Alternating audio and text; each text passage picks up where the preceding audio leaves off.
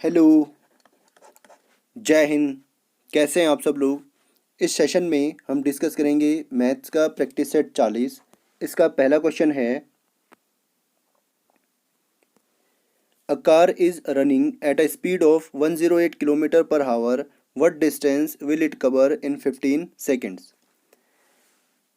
Speed आपको given है 108 kilometre per hour, time आपको दे रखा है 15 सेकेंड का, और आंसर आपको दे रखा है मीटर में। तो आपको क्या करना है, इस किलोमीटर पर हावर को मीटर पर सेकंड में कन्वर्ट करना है। तो इसको अगर कन्वर्ट करेंगे तो गुणा करेंगे 5/18 से, 18 से ये कटेगा, 18 छक्का 108, तो 5 छक्का 30, 30 मीटर पर सेकंड। इसकी स्पीड क्या होगी, 30 मीटर पर सेकंड। स्पीड बराबर होता है डिस्टेंस अपॉन टाइम। अगर मैं यहाँ से डिस्टेंस निकालूँ तो डिस्टेंस बराबर होगा स्पीड इंटू में जाएगा टाइम। तो स्पीड कितनी है 30 और टाइम कितना है 15 सेकेंड। तो 15 तियाँ 45 यानी 450 मीटर, ऑप्शन नंबर सी। तो 450 मीटर की डिस्टेंस कवर करेगा। अगला क्वेश्चन है, the simple interest on a sum of money at 10% per annum for 5 years is half the sum is. मान लीजिए सम क्या है, एक्स है, टाइम आपको गिवन है 5 years का, रेट आपको दे रखी है 10% की, और यहाँ पे आपको जो इंटरेस्ट मिलता है वो कितना मिलता है, half of the sum. Interest आपको कितना मिलता है, इस सम का हाफ यानी x/2। तो यहाँ से SI का फॉर्मूला होता है P into R into T upon 100। SI कितना है, सिंपल इंटरेस्ट कितना है x/2, और R कितना है, R आपका है 10। इसको थोड़ा सा साफ साफ लिखते हैं ना, x/2, R कितना है, P आपका है x, सम है आपका x, और R कितना है 10, और टाइम कितना है आपका 5 साल अपॉन में 100। अगर मैं इस x को यहाँ से यहाँ लेके जाऊँगा तो ये x कट जाएगा, यहाँ पे आपके पास कोई भी वेरिएबल नहीं बचेगा। इसका मतलब ये है कि इस क्वेश्चन में जो है डाटा इनएडिक्वेट है, पर्याप्त नहीं है। अगला क्वेश्चन है, if the radius of a circle is increased by 75% then its circumference will increase by. इसका राइट आंसर है ऑप्शन नंबर सी। इसमें आपको क्या करना है, सर्कल की जो सर्कमफ्रेंस होती है वो क्या होती है 2πr। यहाँ पे r कितनी बार है, एक बार। इसका मतलब जितना इंक्रीज r में होगा उतना ही इंक्रीज जो है किस में होगा, सर्कमफ्रेंस में होगा।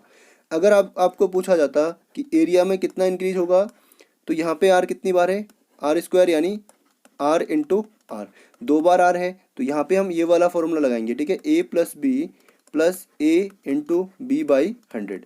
लेकिन हमें क्या पूछा है, सरकमफ्रेंस में कितना इंक्रीज हुआ है। तो ऑप्शन नंबर सी इसका राइट आंसर हो जाएगा।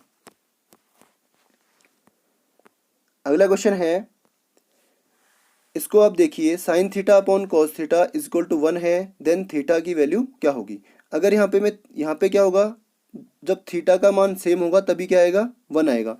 अगर मैं यहाँ पे साइन थीटा की वैल्यू में 45 रखता हूँ तो ये होगा साइन 45, और अपॉन में होगा कॉस 45। अब यहाँ पे साइन 45 की वैल्यू कितनी होती है, 1/√2। कॉस 45 की वैल्यू भी क्या होती है, 1/√2। इससे ये कट जाएगा एक बार, तो इसका आंसर कितना आएगा, 1। दूसरा आप इसको ऐसे भी सोच सकते हैं, टेन थीटा की वैल्यू क्या होती है, साइन थीटा अपॉन में कॉस थीटा। इसका मतलब इसकी वैल्यू क्या आएगी, टेन थीटा। और टेन थीटा की वैल्यू 1 कब होती है, जब थीटा बराबर कितना होता है, 45 डिग्री होता है। तो ऑप्शन नंबर सी इसका राइट आंसर हो जाएगा। Curved surface area of a hemisphere is. एक हेमिस्फेयर आपके पास है और इसका आपको कर्व्ड सरफेस एरिया निकालना है। तो इसका कर्व्ड सरफेस एरिया होता है 2πr², ठीक है। और अगर पूछे टोटल सरफेस एरिया तो क्या होता है, ऑप्शन नंबर ए। तो इसका राइट आंसर है ऑप्शन नंबर बी। अगला क्वेश्चन है, the ratio of third proportional to 12 and 30 and the mean proportional between 9 and 25 is. आपको इन दोनों का तो क्या निकालना है, थर्ड प्रोपोर्शनल निकालना है, और इन दोनों का आपको मीन प्रोपोर्शनल निकालना है। तो सबसे पहले इसको यूज़ करेंगे 12। थर्ड निकालने के लिए हम क्या करते हैं, 12 अपॉन में जाएगा 30 इज इक्वल टू में ये 30 फिर से ऊपर और यहाँ पे थर्ड प्रोपोर्शनल हमने मान लिया है x। अभी x जाएगा वहाँ पे, ये 30 जाएगा यहाँ पे, तो 30 इंटू 30 और अपॉन में क्या आएगा, यहाँ पे 12 है, तो x बराबर क्या हो जाएगा 30 इंटू 30 अपॉन 12। तो x की वैल्यू कितनी आ गई है, इतनी आ गई है, ठीक है। अगर मैं 6 से इसको 2 बार काटूँ तो 6 से ये कटेगा 5 बार और 2 से ये कटेगा 15 बार, तो x की वैल्यू कितनी आई है 75। अब यहाँ पे आप देखिए इसका आपको मीन प्रोपोर्शनल निकालना है, तो मीन प्रोपोर्शनल निकालने के लिए क्या करते हैं, 9 अपॉन में मीन प्रोपोर्शनल मान लीजिए क्या है y है, मीन प्रोपोर्शनल क्या है y है, और यहाँ पे भी क्या आएगा y और अपॉन में जाएगा 25, y जाएगा यहाँ पे और ये जाएगा 9 into 25 is equal to Y का स्क्वायर अगर मैं यहाँ से हटाऊँ तो यहाँ लगेगा √9 into 25 is equal to Y, इसका रूट होता है 3, इसका रूट होता है 5 इज इक्वल टू वाई। तो ये कितना हो गया 5 3 15, वाई बराबर कितना है 15। अब इसने पूछा है x और y का रेशियो, तो x कितना है 75, y कितना है 15, 15 से 15 कटेगा एक बार, 15 से ये कटेगा 5 बार, इसका मतलब 5:1, ऑप्शन नंबर बी।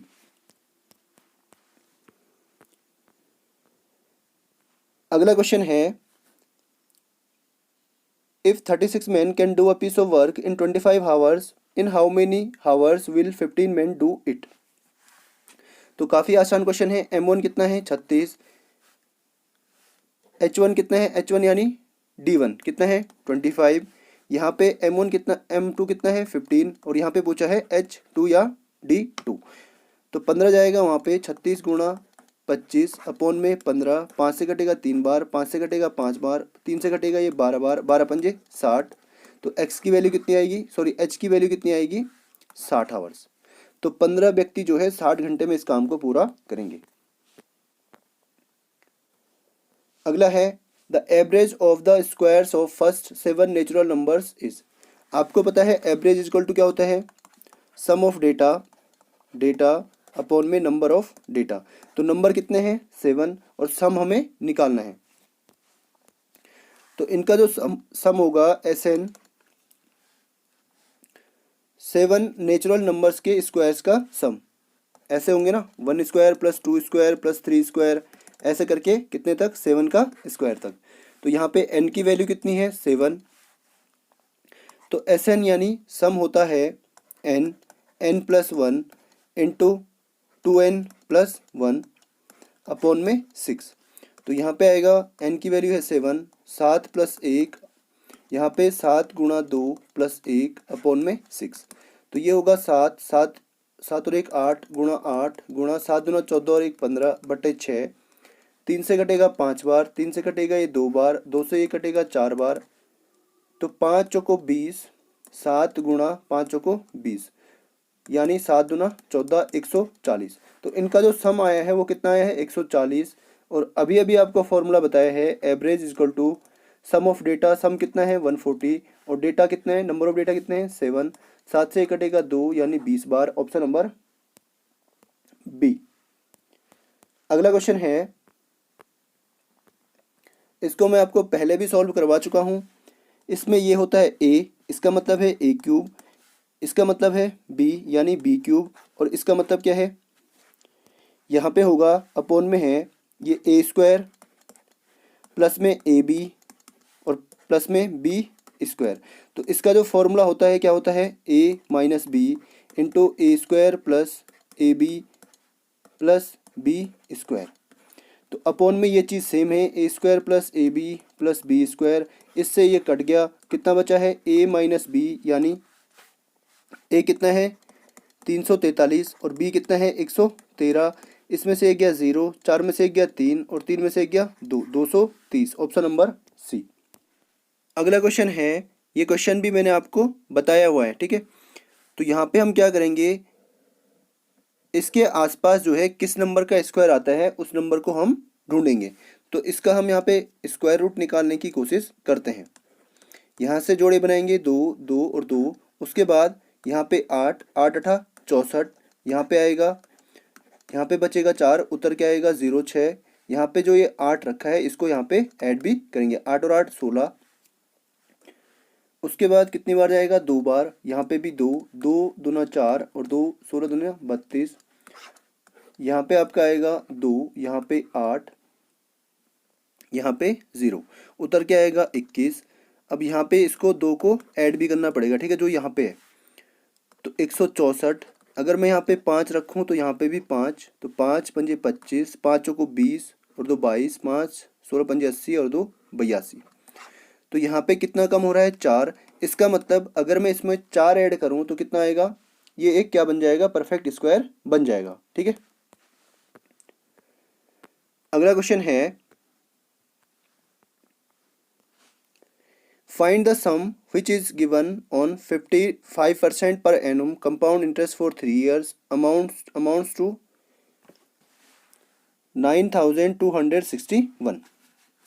मान लीजिए सम क्या है, P है, R बराबर कितना है 5%, T बराबर कितना है 3 ईयर्स।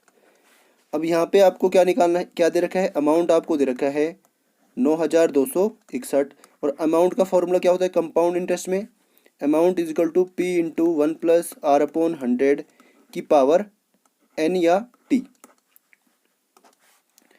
अमाउंट कितना है 9261 बराबर में होगा P इंटू 1 धन R की वैल्यू कितनी है 5/100 की पावर, टाइम कितना है 3 ईयर, यहाँ पे आएगा 3। 5 से 1 कटेगा एक बार, 5 से 1 कटेगा 20 बार, 20 से कम 20 और 1 21, तो 9261 बराबर होगा P इंटू 20 से कम 20 और 1 21/20 की पावर 3। या हम इसको अलग अलग भी इंटू कर सकते हैं, 21/20 इंटू 21/20। इन तीनों को अगर मैं गुणा करूं तो 21 21 अंकी 441 गुणा 21 कितना होगा, 21 से कम 21, 21 चौको 84 और 2 86, 21 चौको 84, 84 और 8 92। तो अगर मैं इनको गुणा करूं तो कितना आएगा 9261, और इनको गुणा करूंगा तो कितना आएगा 8000। तो यहाँ पे आपके पास आएगा 9261 बराबर P गुणा 9261/8000। अब यहाँ से अगर मैं P की वैल्यू निकालूं तो ये जाएंगे वहाँ पे, तो P बराबर हो जाएगा, यहाँ पे पहले से है, चलिए इसको यहाँ पे सॉल्व करते हैं, ठीक है।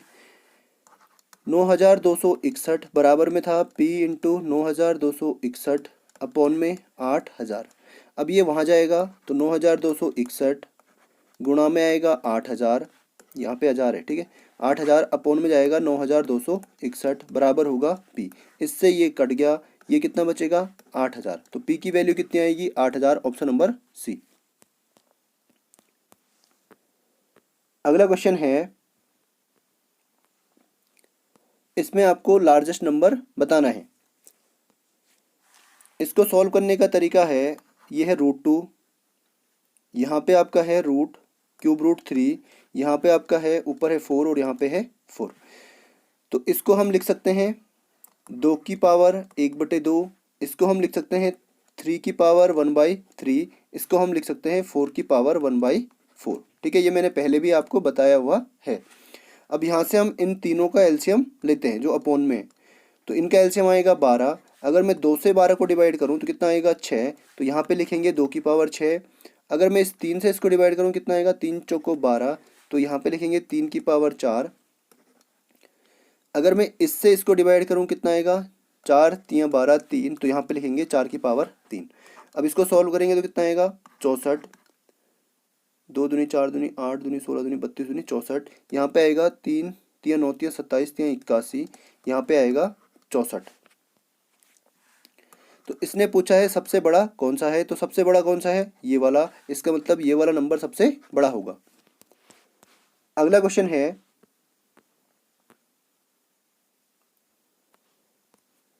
In an examination 80% of students passed in English, 85% in mathematics and 75% in both English and mathematics. If 40 students failed in both the subject, find the total number of students. यहाँ पे इसके लिए हम बनाएंगे वेन डायग्राम, ठीक है, यहाँ पे ऐसे बनाएंगे। यहाँ पे है आपका पहला सब्जेक्ट क्या है इंग्लिश, यहाँ इसको मान लीजिए इंग्लिश, इसमें कितने पास हुए हैं 80%। उसके बाद यहाँ पे क्या है इंग्लिश है, इसमें 80% पास हुए हैं। यहाँ पे आपका मैथ और इसमें कितने पास हुए, 85%। और दोनों में कितने हुए हैं, 75% in both English and maths. दोनों में कितने पास हुए हैं, 75%। अब आप यहाँ से ध्यान से देखिए, अगर मैं इस पूरे सर्कल को लूँ, ठीक है, तो इसमें 75% तो यहाँ से यहाँ तक है, तो बाकी कितना बचा, यहाँ पे कितना बचा है, यहाँ पे आपका बचेगा टोटल कितना है 80, 80 में से 75 यहाँ पे है, तो यहाँ पे कितना बचेगा, 80 में से 75 गया 5%। ऐसे ही ये टोटल कितना है 85, इसमें से अगर मैं 75 माइनस करूँ तो कितना बचेगा 10%। और जो सब्जेक्ट्स के जो टोटल नंबर होंगे वो हमेशा कितने होंगे, 100% होंगे, ठीक है। अब यहाँ पे आप देखिए 5% यहाँ पे है, प्लस 75% यहाँ पे है, और प्लस 10% यहाँ पे, कितने हो गए 80 और 10 90%। लेकिन टोटल कितना होना चाहिए था 100%। इसका मतलब 10% और जुड़ेंगे इसमें, है ना, और ये 10% क्या होंगे, ये फेल हो गए होंगे। इतने लोग इन सब्जेक्ट्स में, दोनों सब्जेक्ट में फेल हो गए होंगे। तो 10% फेल हुए और वास्तव में फेल कितने हुए, 40 बच्चे फेल हुए हैं। तो 10% की वैल्यू कितनी है 40, 1% की वैल्यू कितनी आएगी 40/10 यानी 4। हमें तो निकालनी है 100% की वैल्यू। तो 100 की वैल्यू कितनी होगी, 100% बराबर होगा 4 गुणा 100 यानी 400 बच्चे। Option number A. अगला क्वेश्चन है,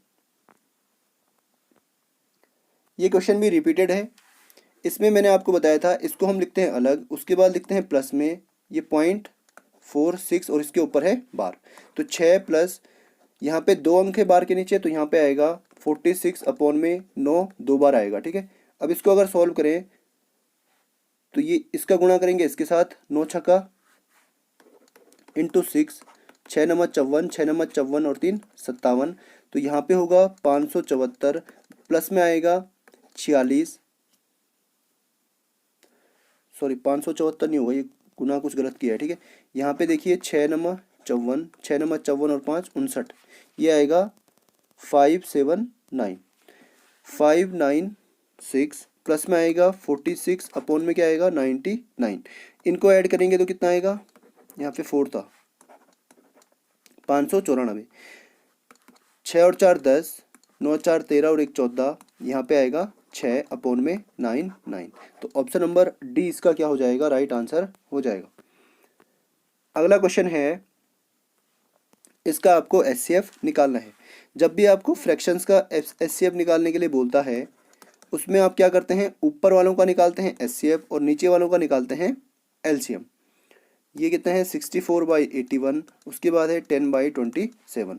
तो जब भी एचसीएफ बोलेगा तो ऊपर निकालेंगे एचसीएफ और नीचे निकालेंगे एलसीएम, और जब एलसीएम बोलेगा तो ऊपर निकालेंगे एलसीएम और नीचे निकालेंगे एचसीएफ। तो इनका ऊपर वालों का एचसीएफ आएगा 2 और नीचे वालों का एलसीएम आएगा, सबसे बड़ा कौन सा है 81। तो इसका राइट आंसर हो जाएगा ऑप्शन नंबर 2। बाकी मैंने आपको एलसीएम और एचसीएफ निकालना सिखा रखा है, आप वहाँ से सॉल्व कर सकते हैं। तो चलिए, साइनिंग आउट।